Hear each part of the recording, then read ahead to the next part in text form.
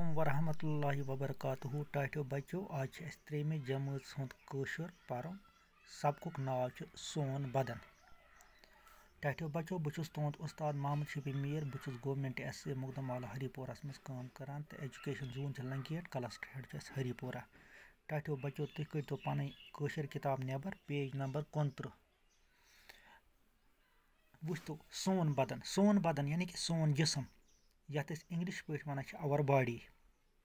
सनिस जिसमस मज body parts कल कड़ म्याद शूश अथ अच सान जिस्मक कह अंग कह हिस्स। सनिस बदनस अंग दपान युस सोन बदन सोन जिसम अत अंग अंग गई तान मिसाल के तौर पर नर वनो जंग वनो खोर वनो अच कन नस सान जिस्मक सान बदनक अंग कह अंदर तो कह निबर दपान कह अंग यमो मज निबर यम बोजन कह अंदर यम बोजन कह यम वुचित हेको तम गई निब्रिम अंग यम अंदरिम अंग तम हेको न वुचित कह। निब्रिम अंग कल अच कन नस जंग खोर अथ यम वुचित हेकान कल हेकान वुचित अच हेकान वुचित कन हेकान वुचित नस हेकान वुचित जंग हेकान वुचित खोर हेकान वुचित अथ हेकान वुचित हम गए निब्रिम अंग यानी कि निब्रिम बॉडी पार्ट या निब्रिम बॉडी हंद हिस्स।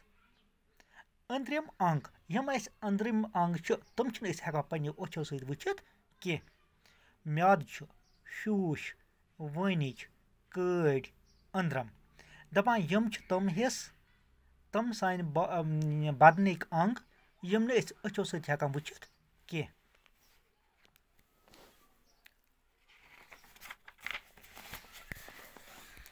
कलस मज कड़ दपान युस सोन कल कड़ अथ मज बदनक सारे काम कड़न ताबिया दपान युस ते बदनस मज चाहे अथ करन काम इहुंद कंट्रोल कत पे सान कड़न पे सनिस दिमागस पे दिमाग दपक हो तो तुम करू यह अथ करान खोर मदद करान पकनस मज तो अथो सत तुलान या काम करान। स मज दंद या युस अत मज दंद दंदो सत गजा चापान दपान हम दंद कत मज मदद करान हम दंद करान युस गजा खेमो चाहे चोट खेमो चाहे बत खेमो चाहे कह फ्रूट मेव खेमो तथ चापनस मज हम दंद मदद करान।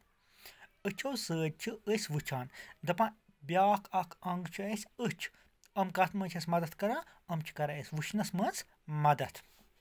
कनो सत बोजान यम कन यमो सत बोजान।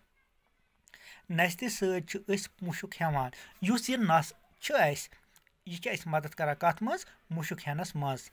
नस्ति हंद वाल हवा छानान दपान यम नस्ति मज वाल आसान युस हवा अंदर निवान अत छानित त्रा अगर अत मज कह डस्ट पार्टिकल कह गर्द फुल वर्द फुल कह तथ दिवान अंदर गसन कह।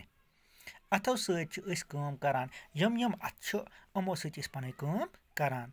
अथ सत मकलो टाठियो बच्चों आज यह सबक सोन बदन मुकम्मल कर सुबस करो इंशाल्लाह अमिक सवाल।